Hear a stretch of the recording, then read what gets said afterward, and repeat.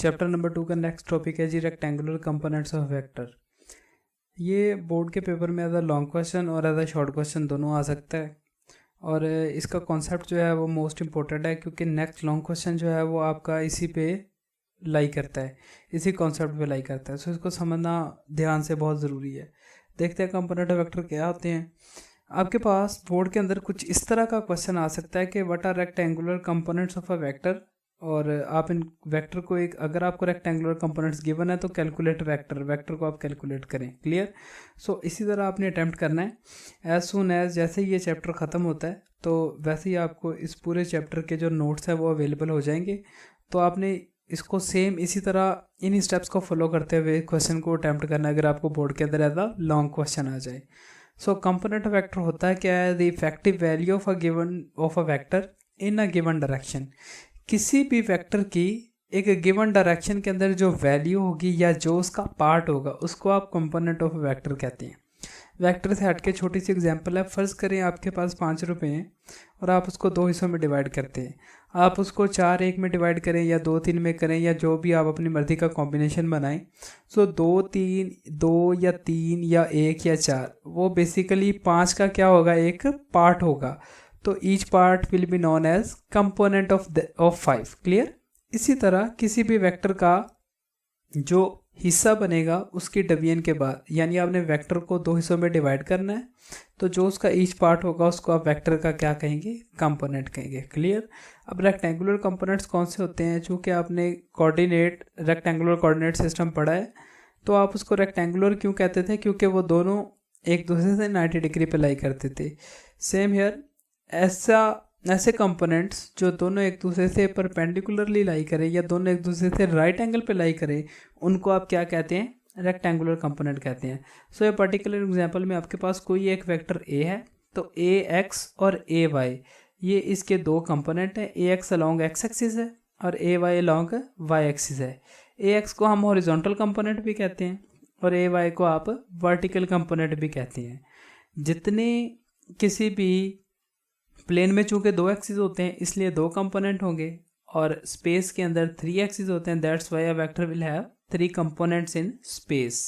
Clear. Next देखते हैं क्या, थोड़ी सी एक्सप्लेनेशन है इसकी। फ़र्ज़ करें आपके पास कोई एक वेक्टर ए है जो कि एक्स एक्सिस के साथ थीटा डिग्रीज एंगल बना रहा है। क्लियर है।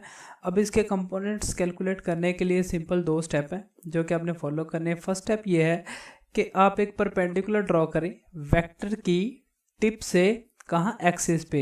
जैसा कि आपको नज़र आ रहा है वेक्टर की टिप से एक्स एक्सिस के ऊपर एक आप क्या कैलकुलेट करें, एक वेक्टर ड्रॉ, एक परपेंडिकुलर ड्रॉ करें। क्लियर।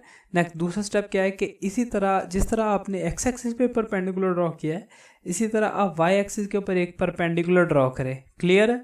सो आपका जो परपेंडिकुलर होगा वो किसी एक पॉइंट पे एक्स एक्सिस को इंटरसेक्ट करेगा। इसी तरह जो आपने वाई के परपेंडिकुलर ड्रॉ किया है वो वाई एक्सिस को किसी एक पॉइंट पे इंटरसेक्ट करेगा। तो वो पॉइंट जहां आपका परपेंडिकुलर एक्स एक्सिस को मीट करता है ओरिजिन से या वेक्टर की टेल से, वहां तक का जो हॉरिजॉन्टल डायरेक्शन में डिस्टेंस है उसको आप वेक्टर का हॉरिजॉन्टल कंपोनेंट कहते हैं। और वेक्टर की टेल से वो पॉइंट जहां आपका परपेंडिकुलर वाई एक्सिस को इंटरसेक्ट करता है उसको आप क्या कहते हैं जी, वर्टिकल कंपोनेंट भी कहते हैं, और उसको रिप्रेजेंट किया जाता है ए वाई के साथ। क्लियर है। जैसा कि आप डायग्राम में देख सकते हैं, देखिए यहाँ वेक्टर की टेल है और आपका परपेंडिकुलर इस पॉइंट के ऊपर जाके एक्स एक्सिस को इंटरसेक्ट कर रहा है, तो जो ये इन दोनों के दरमियान डिस्टेंस है it will be known as horizontal component, और इसको रिप्रेजेंट आप करेंगे ए एक्स के साथ। लाइक यहाँ इस पॉइंट पे आपका परपेंडिकुलर जो है वो इंटरसेक्ट कर रहा है वाई एक्सिस को, और यहाँ इस हाइट पे आपकी वेक्टर की क्या है, टेल है। सो ये वाला जो डिस्टेंस है ये इसको आप कहते हैं जी वर्टिकल कंपोनेंट, या इसको रिप्रेजेंट किया जाता है ए वाई के साथ। क्लियर है। सो किसी भी वेक्टर के अगर प्लेन के अंदर ड्रॉ किया तो आपने जस्ट 2 परपेंडिकुलर ड्रॉ करने, आपके पास उसके दोनों कंपोनेंट आ सकेंगे, हॉरिजॉन्टल भी और वर्टिकल भी। अब नेक्स्ट क्वेश्चन ये है कि एक वेक्टर को किस तरह हॉरिजॉन्टल कंपोनेंट्स की मदद से रिप्रेजेंट किया जा सकता है। देखें आपने हेड टू टेल रूल पढ़ा हुआ है। फर्ज करें आप सिर्फ इस ट्राइंगल को इसमें से रिमूव करें तो इस ट्राइंगल पे अगर आप नज़र डालें, अगर आप इधर एक एरो ड्रॉ करें इस तरह और नेक्स्ट आप एक एरो इधर ड्रॉ करें कुछ इस तरह, तो हेड टू टेल रूल आप पढ़ सकते हैं। क्या ये वाला ए वेक्टर जो है क्या इन दोनों के सम के इक्वल है, या ए वेक्टर इन दोनों के रिजल्टेंट को शो कर रहा है? तो बाय फॉर्मूला या by head to tail rule आप लिख सकते हैं कि the vector A will be equal to A X plus A Y. Clear है? आई कैप और जे कैप जो है ये आपको डायरेक्शन शो कर रहे हैं, चूंकि आप यूनिट वेक्टर पढ़ चुके हैं। तो आई कैप आपको शो कर रहा है कि A X is basically in the direction of X axis and J cap is basically in the direction of Y axis. So किसी भी वेक्टर को उसके रेक्टेंगुलर कंपोनेंट्स की फॉर्म में कुछ इस तरह रिप्रेजेंट किया जा सकता है। सो आपके पास वेक्टर के दो कंपोनेंट आ गए। अब इन वेक्टर के कंपोनेंट्स को कैलकुलेट कैसे किया जाता है, तो हम इसी लोअर ट्राइंगल की मदद लेंगे वेक्टर के दोनों कंपोनेंट हॉरिजॉन्टल को भी और वर्टिकल को भी कैलकुलेट करने के लिए। हॉरिजॉन्टल कंपोनेंट को कैसे कैलकुलेट करेंगे, अगर आप गौर करें तो ओ पी क्यू आपके पास बेसिकली एक राइट एंगल ट्राइंगल है। क्लियर है? और राइट एंगल ट्राइंगल के अंदर आपके पास ट्रिग्नोमेट्रिक रेशियोज होल्ड करती हैं। ट्रिग्नोमेट्रिक रेशियोज मैथ्स के अंदर आप पढ़ के आए होंगे कि एक लाइन भी याद करते थे आप लोग, some people have curly brown hair through proper brushing. Basically आपके पास 3 ट्रिग्नोमेट्रिक रेशियोज हैं, साइन, कॉज और कोटेंजेंट। अब आपने देखना है कि साइन का यूज़ होगा, कॉज कैसे यूज़ होगा वो देखते हैं। हॉरिजॉन्टल कंपोनेंट कैलकुलेट करने के लिए अगर आप गौर करें, हॉरिजॉन्टल कंपोनेंट आपकी ट्राइंगल की जो है वो बेस के लॉन्ग है, कुछ ऐसा ही है। और वर्टिकल कंपोनेंट ऑब्वियसली आपकी ट्राइंगल के परपेंडिकुलर के अलोंग होगा। क्लियर? और आपका वेक्टर जो है वो किसके अलोंग है? हाइपोटेन्यूज के अलोंग है। सो अगर आपने हॉरिजॉन्टल कंपोनेंट कैलकुलेट करना है, चूंकि दोनों कंपोनेंट आपने कैलकुलेट करने हैं, इट मींस ए वाई भी अननोन है, ए एक्स भी अननोन है। सो आप अननोन क्वांटिटी को किसी नॉन क्वांटिटी के साथ रिलेट करेंगे तब वो आ सकेगा। सो अननोन आपका, अगर आप हॉरिजॉन्टल कंपोनेंट कैलकुलेट कर रहे हैं तो बेस आपकी जो है वो अननोन है, इसको रिलेट करें हाइपोटेन्यूज के साथ। सो बेस और हाइपोटेन्यूज की जो रेशियो है उसको आप कोसाइन ऑफ थीटा कहते थे। क्लियर है? थीटा क्या है? थीटा बेसिकली वो एंगल है जो आपका वेक्टर हॉरिजॉन्टल के साथ बना रहा है। Clear? So cosine of theta किसके इक्वल होता है? बेसिकली ये फॉर्मूला इसका है base over hypotenuse. Along the आपकी जो ये अलोंग द आपकी राइट एंगल ट्राइंगल है, इसकी बेस के अलोंग आपका हॉरिजॉन्टल कंपोनेंट है, तो बेस की जगह पे ए एक्स आ सकेगा और हाइपोटेनस की जगह पे क्या आ सकेगा? ए की मैग्नीट्यूड। ए क्या है? वेक्टर, और बार्स की रिप्रेजेंट कर रहे हैं वेक्टर की मैग्नीट्यूड को। चूंकि ए की मैग्नीट्यूड इधर डिवाइड हो रही है, जब आप इसको लेफ्ट साइड पे शिफ्ट करेंगे तो कोसाइन ऑफ थीटा के साथ मल्टीप्लाई हो सकेगी, तो और आपका हॉरिजॉन्टल कंपोनेंट आ सकेगा ए एक्स इक्वल होगा A magnitude into cosine of theta के।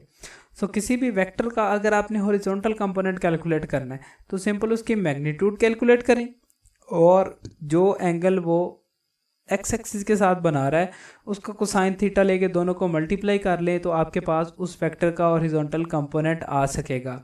इसी तरह जिस तरह हॉरिजॉन्टल कंपोनेंट कैलकुलेट किया, इसी तरह हम वर्टिकल कंपोनेंट भी कैलकुलेट कर सकते हैं।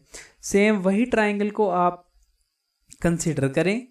अब जस्ट कीप इन माइंड के वर्टिकल कंपोनेंट आपका अलोंग परपेंडिकुलर है।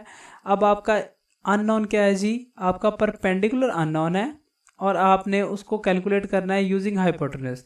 सो ट्रिग्नोमेट्रिक तीनों रेशियोज में परपेंडिकुलर और हाइपोटेनस की रेशियो को आप क्या कहते थे? Sine of theta. Sine of theta by formula equal होता है परपेंडिकुलर ओवर हाइपोटेन्यूज के। परपेंडिकुलर की जगह आप उसकी वैल्यू पुट करें ए वाई और हाइपोटेनस की जगह वैल्यू पुट करें ए। सिंपल उसी तरह डिवाइड हो रहा है, लेफ्ट साइड पे मूव करेंगे तो मल्टीप्लाई हो सकेगा और आपका पर vertical component will be equal to A vector की magnitude into sine of theta. तो आपके पास दो फॉर्मूले आ गए। अगर आपने हॉरिजॉन्टल कंपोनेंट कैलकुलेट करना है तो सिंपल वेक्टर की मैग्नीट्यूड को कोसाइन ऑफ थीटा से मल्टीप्लाई करना है। सेम इसी तरह अगर आपने वर्टिकल कंपोनेंट कैलकुलेट करना है तो आपने वेक्टर की मैग्नीट्यूड को मल्टीप्लाई करना है साइन ऑफ थीटा के साथ, और थीटा इस वेक्टर का हॉरिजॉन्टल के साथ एंगल है। क्लियर? अब ये था कि अगर आपके पास एक वेक्टर गिवन है तो आप उसके कंपोनेंट कैसे कैलकुलेट कर सकते हैं। इसी का रिवर्स क्वेश्चन भी आ सकता है कि अगर आपके पास दो कंपोनेंट गिवन है, मींस ए ही वेक्टर है और एक वेक्टर का ए एक्स और ए वाई गिवन है, तो उन कंपोनेंट्स को यूज़ करके आप वेक्टर को कैसे कैलकुलेट कर सकते हैं। बहुत इंपॉर्टेंट चीज़ है और आसान भी है। एज यू ऑल नो के वेक्टर की दो चीज़ें होती हैं। क्या, एक उसकी मैग्नीट्यूड होती है और एक उसकी डायरेक्शन होती है। सो अगर आपने कोई वेक्टर कैलकुलेट करना है तो इट मीन्स आपको उसकी दो ही चीज़ें रिक्वायर्ड है, आपने उसकी मैग्नीट्यूड कैलकुलेट करनी है और आपने उसकी डायरेक्शन कैलकुलेट करनी है। सो देखते हैं मैग्नीट्यूड कैसे कैलकुलेट कर सकते हैं। सेम वही ट्राइंगल को कंसिडर करें, बट कीप इन माइंड कि अब आपका मकसद जो है या ऑब्जेक्टिव क्या है कि आपने वेक्टर कैलकुलेट करना है। ये आपका अननोन है, कुछ ऐसा ही है, ये आपका अननोन है। आपको ए एक्स और ए वाई ये दोनों के दोनों क्या है, गिवन है। इन दोनों को यूज़ करके आपने वेक्टर कैलकुलेट करना है। तो वेक्टर कैलकुलेट करने के लिए पहले इसकी मैग्नीट्यूड कैलकुलेट करते हैं। क्या ये एक राइट एंगल ट्राइंगल है? ऑब्वियसली है। सो यू ऑल नो कि किसी भी राइट एंगल ट्राइंगल के अंदर पैथागोरस थ्योरम जो है वो क्या करता है, होल्ड करता है। पैथागोरस थ्योरम है क्या कि किसी भी राइट एंगल ट्राइंगल में हाइपोटेनस का स्क्वायर ऑलवेज इक्वल होता है perpendicular square plus base square के। सो इधर आपका हाइपोटेनस जो है वो बेसिकली वेक्टर ए है, तो ए आ सकेगा। परपेंडिकुलर आपका अगर आप गौर करें तो परपेंडिकुलर आपका है ए वाई। सो थोड़ी सी मिस अरेंजमेंट हो गई है, आगे पीछे लिखे हुए। परपेंडिकुलर की जगह ए वाई का स्क्वायर आ गया और आपका जो है बेस आपकी है ए एक्स और उसकी जगह ए एक्स का स्क्वायर आएगा। क्लियर? सो आपने वेक्टर की मैग्नीट्यूड कैलकुलेट करनी है। एज यू ऑल नो कि स्क्वायर और स्क्वायर रूट एक दूसरे का रिवर्स होते हैं। तो अगर आप दोनों साइडों पे स्क्वायर रूट लेंगे कुछ इस तरह,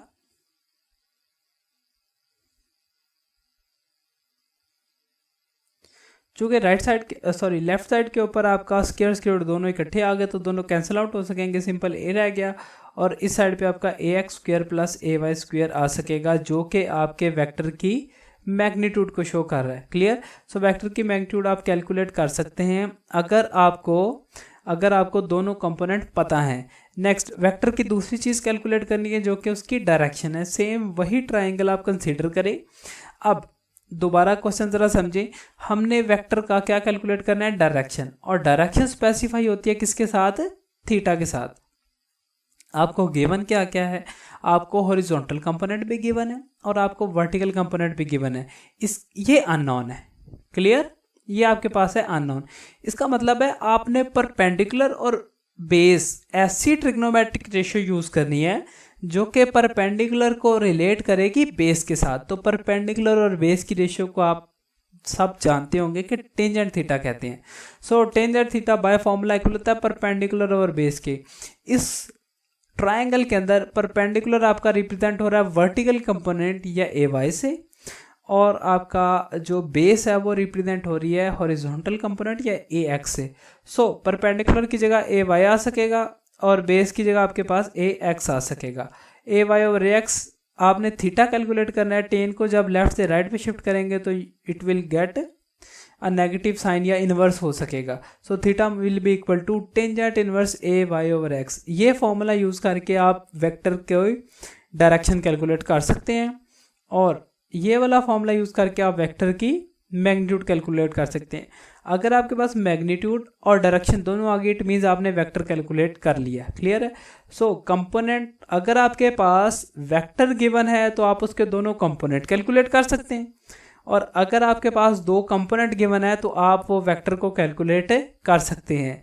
ये था आपका जी rectangular components of a vector वाला टॉपिक। क्वेश्चन है जो कि अक्सर आया होता है कि पोजीशन वेक्टर क्या होता है। ऐसा वेक्टर जो कि किसी भी पॉइंट की लोकेशन बताएगा आपको किसके लिहाज से, with respect to region, origin के लिहाज से, उसको आप क्या कहते हैं, पोजीशन वेक्टर कहते हैं। ओरिजिन के लिहाज से क्या मुराद है, देखिए वेक्टर की एक आपके पास टेल है और एक आपके पास क्या है, हेड है। आप जब एरो ड्रॉ करते हैं तो ये बेसिकली दो पॉइंट की तरफ इशारा कर रहा है। फर्ज करें ये पॉइंट ए है और ये पॉइंट आपका बी है। ये आपका जो मैंने वेक्टर ड्रॉ किया है ये आपके बी पॉइंट की पोजीशन बता रहा है या बी तक जा रहा है, कहाँ से लेके ए थे, तो ये बी की पोजीशन बता रहा है ए के लिहाज से। लेकिन ऐसा वेक्टर जो कि किसी भी पॉइंट की लोकेशन बताएगा किसके लिहाज से, ओरिजिन के लिहाज से।